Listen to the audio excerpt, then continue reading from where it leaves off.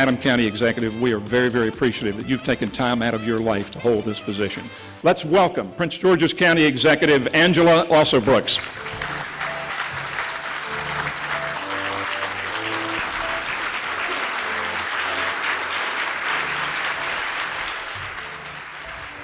Wow, good morning, Prince George's County.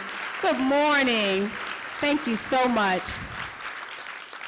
I have to tell you, I am so proud to be here with all of you this morning. What a beautiful morning it is. I always love coming to this hotel, and I'm just so proud to be here this morning. I want to thank my good friend, Jim Estep. Thank you for your friendship and your leadership. He has served our county with distinction now for decades, and we thank you so much, Jim, for all the work that you have done, and thank you so much for hosting this morning. This is a beautiful, beautiful breakfast.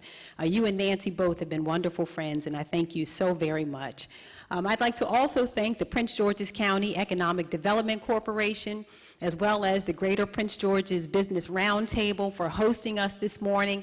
And I certainly want to say thank you to each of you for taking time out of your schedules this morning. This room, I think, says it all about Prince George's County. We're on the move. We are truly on the move, and I want to thank all of you for being here. For many years, these two organizations that I mentioned a moment ago have been helping to attract and retain business and grow our tax base, and they have served Prince George's County well. I also want to thank a few people who were already acknowledged this morning. My colleagues are here. Acting Chief Administrative Officer Major Franklin Riddick is here this morning. Proud to have him and would like to thank him. You've also heard that my Chief of Staff, Joy Arnold Russell, is here. I want to thank her so much for her leadership and for all of her work. As well, Deputy Chief Administrative Officer Ray Gilley, who is leading economic development for us. Thank you so much, Ray Gilley. As well as the President and CEO of the Economic Development Corporation, who has done a phenomenal job, David Iannucci. I want to thank you so much, David, for being here. And as you've already heard, we have a large and wonderful staff, and so I'll just say as well that I'd like to thank our entire staff from the County Executive's Office for being here this morning. There are two other people who I want to acknowledge. I met them in Suitland many, many years ago and moved in with them, quite frankly. And when they moved to Hillcrest Heights, they couldn't get rid of me, so I moved in with them over there as well. Began to eat their food. Before they knew it, they were paying for education and all kinds of other things. And now, as it turns out, I work for them. They are two of my toughest and most supportive constituents. My parents, James and Patricia Alsobrooks, are here. I want to thank them for being here as well. And I'd also like to acknowledge all of my colleagues on the County Council and of our state delegation. When we began our work together in December, we said that we would have open lines of communication and that our focus would be on collaboration and getting things done for Prince Georgian. And as you have seen by the tremendous success, and I'm going to talk about it a little later, that we've had in Annapolis, as well as the strong budget that we put forth for fiscal year 2020, I am proud to say that we are off to a really great start.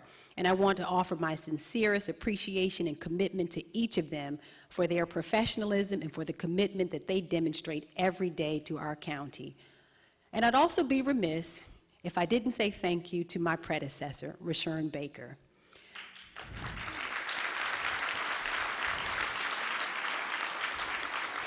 You know, I don't have to tell you that things were a lot different than they are today when Rashern gave his first State of the County address. But I inherited a county that is substantially stronger We had a very smooth and productive transition process, and I would like to thank the Baker administration for their integrity and professionalism, and I'd also like to thank the 32, and you've heard their names today, dynamic professionals who are leading our agencies, as well as the committed men and women who work in those agencies. Now, some of them have come to us and they've led agencies across the country. Many of them have been also in this region, while others have decided after decades of service to continue serving us in a distinguished fashion in our government, and I'm just so proud of all of them.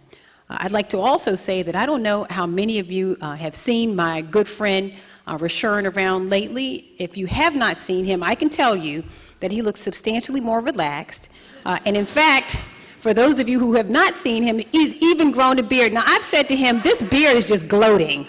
Okay, this is just gloating and showing off. But if you see my bearded friend anywhere around the county, do me a favor and thank him for the tremendous job that he did. I want to thank him so much.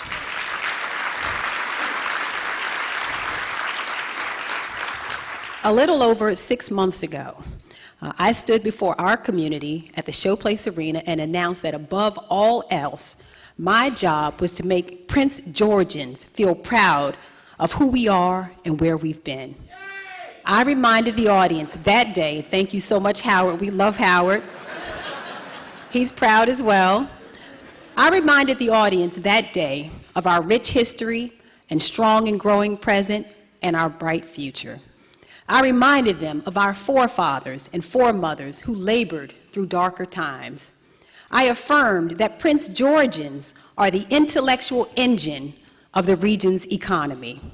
And I said that we all shared the hope that our children will stand taller, see farther, and achieve more than we've ever dreamed. What I said, thank you, on that bright, sunny December day was that Prince George's County is the crown jewel of Maryland, and it's high time that we start acting like it. On that inauguration day, for our county's new leaders, we made a commitment to start fulfilling the promise of Prince George's County together. And for the past 191 days, that's exactly what we've been doing. I've been energized by your response to that challenge. You've shown up at community meetings, you've come to festivals, you've rallied at neighborhood cleanups and homeowner association meetings and civic association meetings and events just like the one that you're attending today. And you are holding my administration accountable for delivering on that promise. Each morning, I awaken renewed and reinvigorated. I'm more committed than ever to deliver the future we deserve and the future our children deserve. So today, it is my profound honor to report to you that we are making progress, that we are delivering on that promise, and that the state of Prince George's County is stronger and prouder than ever.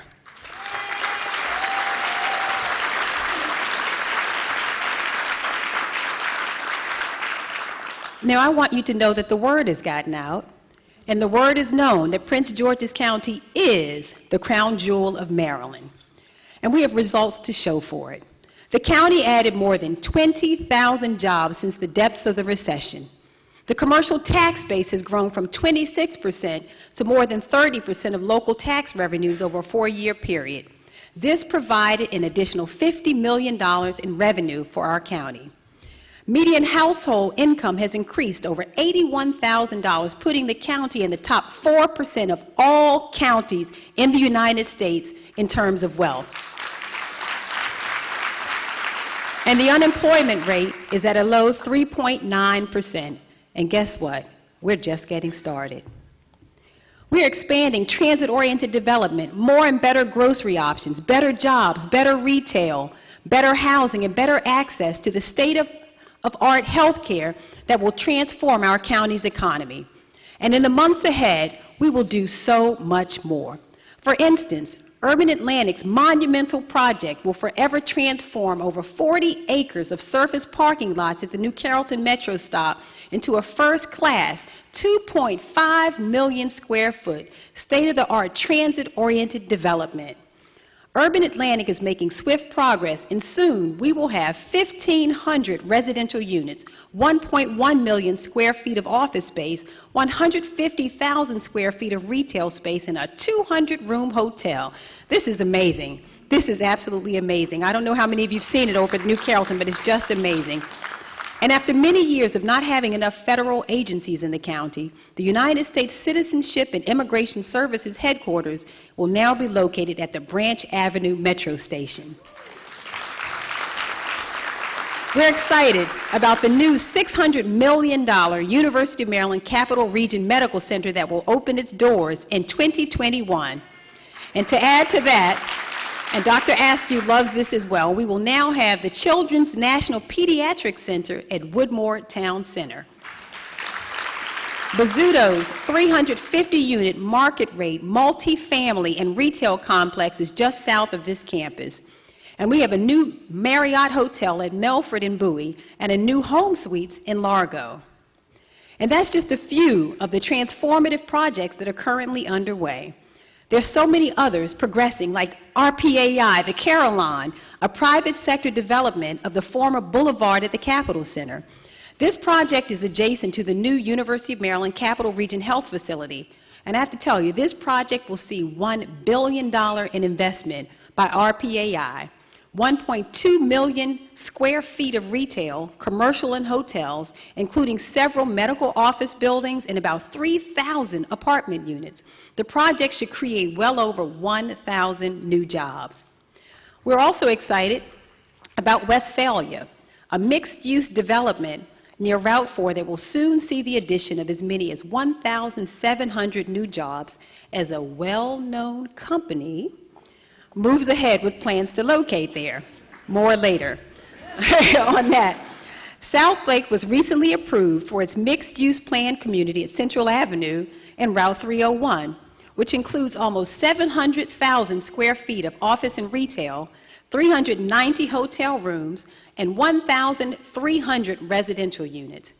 And we're also so thrilled that Hampton Park, after many years of effort, and that's right, that deserves a round of applause. This project has taken a lot of effort. We will see the redevelopment of that inner Beltway site, including hotel, multifamily residential, retail, and government office space.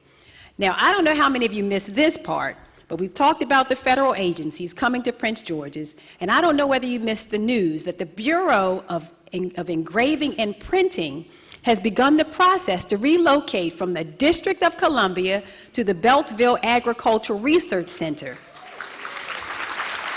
This is a $1.4 billion project that will employ 1,000 people. Now, this is exciting. Now, come on, y'all. We're so good that they even have decided to print money here.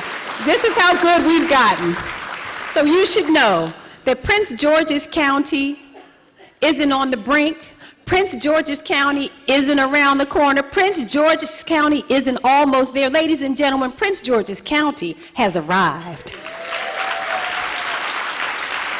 And if you don't believe me, just ask 2U Inc., a new and thriving educational technology company in New Carrollton with 900 employees. When they came here, they started with about 300. They've grown to 600, now 900. They're going up to 1,900, and they're outgrowing the space that they're in. So this is an exciting company. Or ask the Peterson companies, the developers of National Harbor. This is a project that has changed the perception of Prince George's County and attracted so much business to our region. Or ask K. Neal International Trucks, a full-service bus company and truck dealership in Hyattsville that currently has over 90 employees and will soon open a new facility in this county this summer. Milt and John Peterson, I know I've seen John Peterson, Stephen Neal, would you please stand to be recognized? He was here, I think he must have had to leave. As we continue to develop our county, we will never forget those who put down roots here many years ago, which is why we are reinvesting in existing neighborhoods in underserved areas. I bet most of you didn't know that 15% of our county residents live in areas that are classified as food deserts, the highest percentage in the entire region. I bet, too, that you didn't realize that fast food restaurants account for 55% of all food retail outlets in our inner Beltway communities. So that means that for our residents, especially those in the inner Beltway communities, they are more likely to have easy access to milkshakes and French fries than life-sustaining fruits and vegetables. So how can we be surprised then that the rates of diet-related illness in the county are some of the highest in the state? Access to healthy food is quite literally a matter of life and death, and we are determined to do something about this.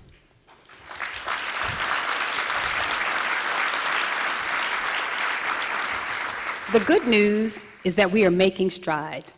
Take, for example, the area of Seat Pleasant, who lost a grocer. Thank you to our mayor of the City of Excellence. They lost an important grocer, which really created a food desert in that community and left people without a convenient place to shop for fresh, quality ingredients to cook healthy meals for themselves and their families. And while this was a complex deal, and it really did take a lot of work to put it together, in an area that was difficult to attract the stores we needed, we got it done, and we welcomed Good Food Market to the county. This $1.95 million project would not have been possible without the collaborative efforts of multiple county agencies and partners joining together to make it happen. But we all know that one new grocery store cannot solve the problem of food deserts in our county. But what can is being a little bit smarter in our approach. For instance, many of those food deserts happen to be in shopping centers that are in desperate need of revitalization. Of the county's 42 shopping centers in need of investment, 27 of them are in inner Beltway communities.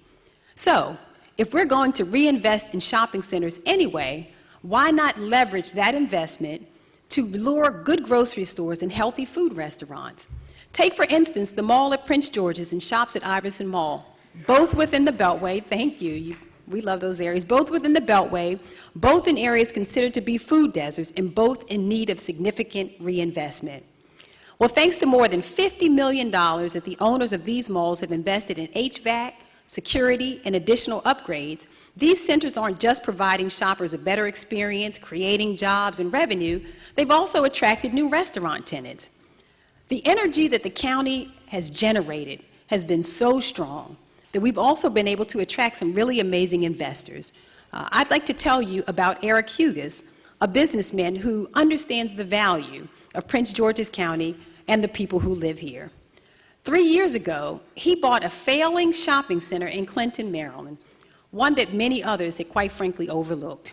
And when he made the purchase, that strip mall was 60% vacant. But Eric conducted a study of the area and noticed that the economic wealth of the residents was high. He also saw the home ownership rates and home values and saw that just across the street was the highest grossing Walmart out of 85 stores in the region. So Eric began attending community meetings and coffee club meetings, and he began to develop relationships with members of our community. He asked the residents what retailers and dining opportunities they wanted to have access to, and then true to his word, he courted those businesses. He cared enough about the community that he wanted community engagement. He valued it. 3 years later, the Landing at Woodyard Town Center is a thriving center. Eric told me that he was selective in the businesses he allowed to move in. He says that some of the retailers who approached him to rent the space, he actually turned away because he said that the products that they were offering were not of the quality that the residents of Clinton, Maryland deserved. We want to attract more business partners like Eric in Prince George's County. We understand that it's more than just the type of developments that we want to attract. There's a certain type of developer that we're interested also in attracting. We appreciate developers who care not just about building projects, but also about building strong and healthy communities. We are poised to attract even more reinvestment in historically underserved areas. In March, we announced, along with Governor Hogan, that 25 of Maryland's 149 opportunity zones would be right here in Prince George's County. That we have more opportunity zones than any other jurisdiction in the state, with the exception of Baltimore City, suggests that for too long, we haven't had the investment that we need and deserve. And we're not going to waste this opportunity. In fact, we've already begun making the most of it. The county, out of the 15 of the 25 locations, they're all ready to go and ready to be developed. We have 3 projects and opportunity zones that are underway, with more in the pipeline. They include that Urban Atlantic project that I mentioned, the mixed-use project that Bazzuto's working on right here in College Park. And just last week, we learned that the Hampton Park Mall project will also be able to use opportunity zone funding. But we aren't relying solely on opportunity zone incentives to revitalize these areas. Instead, we're bringing our own resources to bear as well. The case in point is the $150 million mixed-use development right here in College Park that received bank financing, $15 million in pilot funds, $500,000 in EDI funds, and a revitalization tax credit from College Park. On top of these incentives, the developer will have $30 million additional dollars in opportunity zone equity. This is a good project. The statesman and philosopher Edmund Burke wrote that people will not look forward to posterity who never look backward to their ancestors. Said another way, as we admire the present and look to the future, we must never forget the past. We will not forget the businessmen and women who took a chance and risked their livelihoods by starting a business in a county that didn't always look like such fertile economic ground. So I stand before you this morning and make the promise that as this county inevitably changes, grows, and improves, we will embrace and support small, local, minority, and women-owned businesses.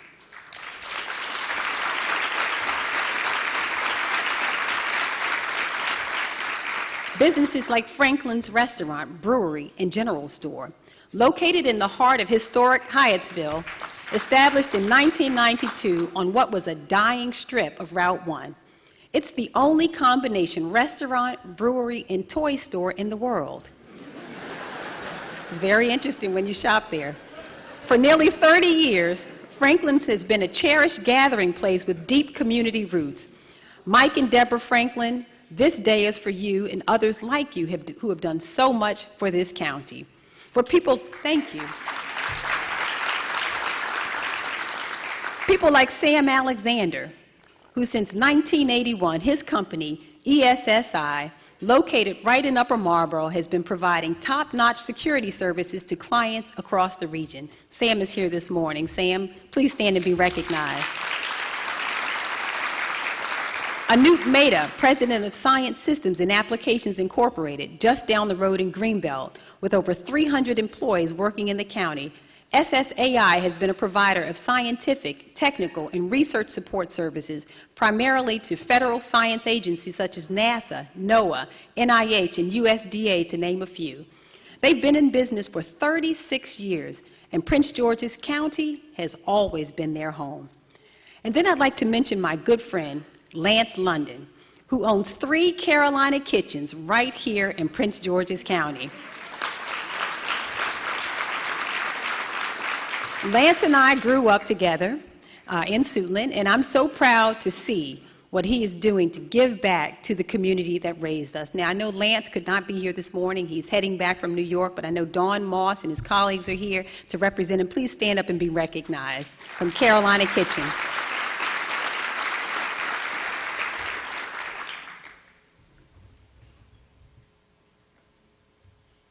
Three months ago, while I was in Annapolis, fighting for a piece of that inheritance that I mentioned in the form of educational funding, a state delegate referred to our county using a racial slur.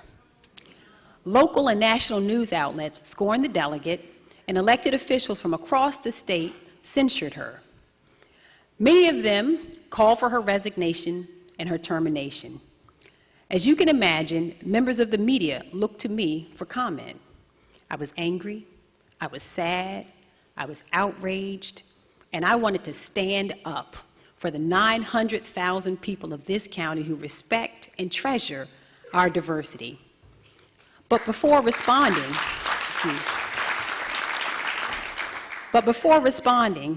I took some time to gather my thoughts, and then I called my father, a man who has more than 7 decades of life experience, who grew up during a time of segregation. We talked for a while, we hung up, And then I received a text, because my dad knows how to text now. It's kind of amazing, but he does know how to text. And the text read simply, "Don't fight people about the wisdom of feeding dinosaurs." And in that moment, those words helped me refocus in a laser-like fashion on what my priorities had to be. I was driving into Annapolis. And so instead of arguing, instead of being distracted from the mission that brought us to Annapolis, we called a press conference to make clear that the delegates' remarks were reprehensible, shameful, and hurtful, but that we hadn't come to the state capitol only to lose our way home. We came to fight for the future of our children. And let me tell you, in this country, education is the great equalizer. It just so happens that on the same day that most people were focused on the ignorant words of this woman, the Washington Post published an article showing that in 2016, school districts that predominantly serve students of color received $23 billion less in funding than majority school districts. So instead of arguing with the dinosaur, we took the opportunity to remind leadership in Annapolis about what we had come there for in the first place. And this time, we did it with a microphone, an audience that included every major television and print news outlet in the region. I unapologetically stood there and demanded that they fully fund the education of Prince George's County's children. In other words, and I wanted to be especially clear, don't distract us, don't insult us, don't anger us. We could care less the opinion of a person who lives more than 100 miles away. The question was the same: where's our money? Where's our money?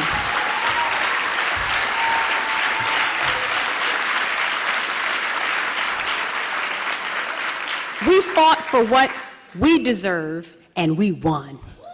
In total, combined with my colleagues, and I want to thank them for their leadership, we brought home over $1.5 billion in state aid from Annapolis. Education was and is our top priority, and we had two major victories that came from Annapolis. With the passage of the Blueprint for Maryland's Future, we anticipate receiving $53 million in Kerwin funding that will go to increased teacher pay, as well as seed funding on our way to universal pre-K for our kids. We were also able to secure passage of legislation that will be the first step toward addressing our $8.5 billion backlog in school construction and renovation projects.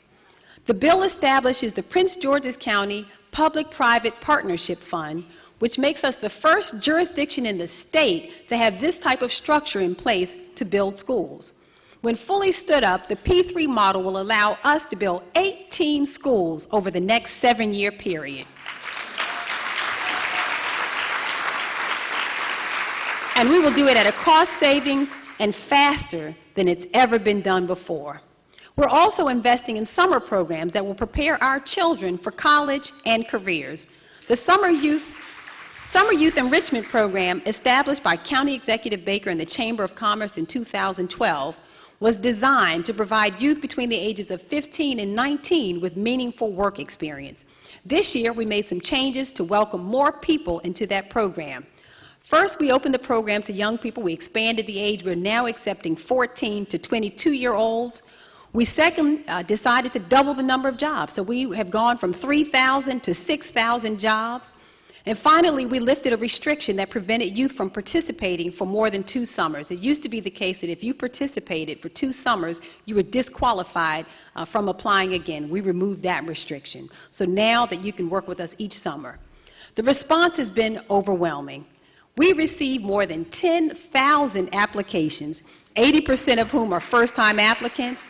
This showed us that our young people are hungry for jobs and work experience. So despite our 6,000 job goal, I'm proud to say that we will be able to place more than 7,000 youth in jobs this summer.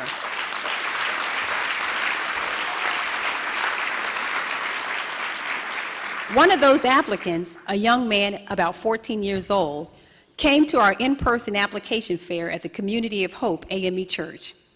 He stood out because he was dressed to the nines.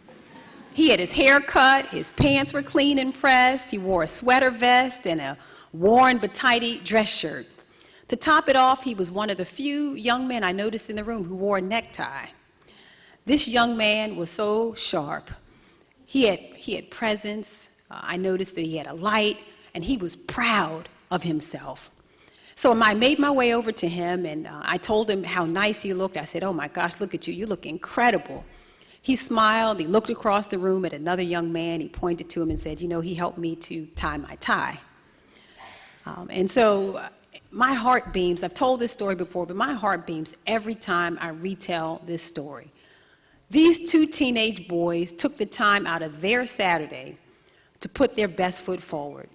They came down to the event. They applied for a job, and if that's not Prince George's County proud, I don't know what is. And we will ensure that we meet his pride with opportunity. If you've seen me at community meetings, press conferences, or even stopped me at the grocery store, you've heard me talk about how proud I am to be a daughter of Prince George's County. If you've read a newsletter, a blog post, or email from my administration in the past 6 months, then you've heard us use the phrase, Prince George is proud, to encapsulate our efforts to reignite our collective sense of pride in being from and taking care of this beautiful place. In fact, pride was the primary theme of my inaugural address. It's been said that pride is like a flame. Given oxygen and fuel, it will burn brightly. It will keep us warm and light our way. But like a flame, pride can be suffocated, starved, and extinguished. And before you know it, the world is colder and darker. Without pride in our hometown, we might take to heart the hateful words of an ignorant outsider. Without pride in our hometown, we may accept second-class real estate development and underinvestment. We may give a pass to county services that aren't quite working. Without pride in our hometown, we may not bat an eye at graffiti and trash in our public spaces.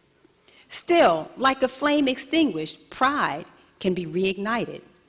All you need is a light like that young man at the job fair wearing that necktie, like the hundreds of residents who showed up for our inaugural Growing Green with Pride Community Cleanup Day. Prince George is proud means taking care of home. So beautification of our county is a high priority. This legislative session, we were able to pass a law that targets the illegal dumping of bulky items that plague our communities. The new legislation defines the type of items we are targeting and establishes a new penalty for those convicted of violating it. And we've gotten hidden cameras out there too. So to those of you who choose to dump illegally in our community, I want you to know I've got my eye on you.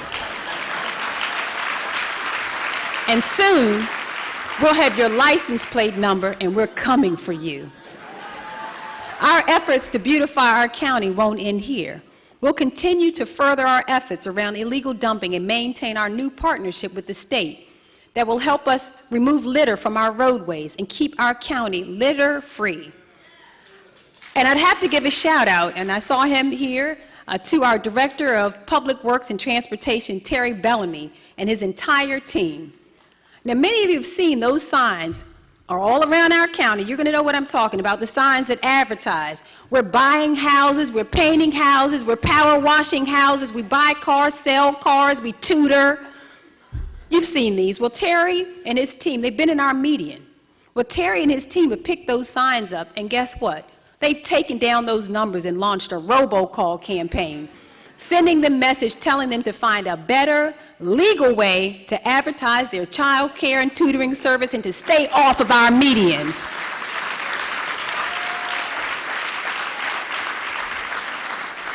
We're making certain in innovative ways that those who choose to pollute our community for their own purposes know that not only do we have our eye on you, but we've got your number too. Other improvements in basic county services include modernizing our 311 system. There was a time not that long ago when a 311 caller would wait more than 3 minutes before an operator would answer. And let me tell you something, and I know you already know, but there is no quicker way to extinguish pride in one's community than elected leaders and their staff who can't be bothered to answer the phone. So we are modernizing our 311 system based on my administration's values of transparency, accountability, and accessibility.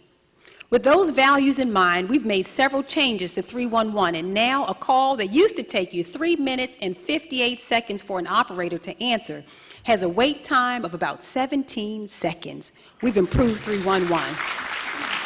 And we aren't just waiting for you to call us either. Our government has hit the road, and we're bringing services directly to our community. Since December 3rd, our administration has attended 408 community meetings and events. And we won't stop there. We're continuing to be more responsive by adding 15 new positions in our Department of Permitting and Inspections and Enforcement to make sure that doing business in the county is easier than it's ever been. A modern government is more than just responsive, though. It has to be prudent in terms of how it spends and protects your tax dollars. Last month, we announced that the credit rating agencies in New York maintain our AAA bond rating. In their report, Moody's said the rating is the result of the county's sizable and diverse tax base, above-average resident wealth levels, and sound reserve positions supported by comprehensive fiscal policies. Standard & Poor's cited the county's strong fiscal policies and practices and also highlighted several factors that will ensure continued growth. They said, due to the county's strong transportation network and ample amounts of still developable land, Prince George's County remains poised for continued economic growth. This confirms that Prince George's County is the economic engine in the state and region, and it is my commitment that I will keep it that way.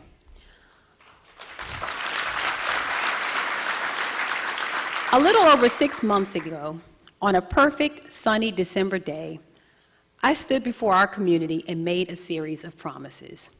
I promised that I would engage and communicate with you like never before. You would know me, and that the people you hired to lead this government would come to know you. I promised that I would grow the economy, jobs, and attract business. I promised that I would honor our seniors on whose broad, strong shoulders we stand today. I promised that I would do more than tip my hat to posterity. I would do everything in my power to develop and promote it. I promised that your government would be efficient, responsible, and progressive. And more than anything else, I committed to restoring the promise of Prince George's County. I am and always will be Prince George's proud. I will do everything in my power to ensure that you are too. And as I've said before, I wake up each morning and go to sleep each night with the concerns of our community on my mind.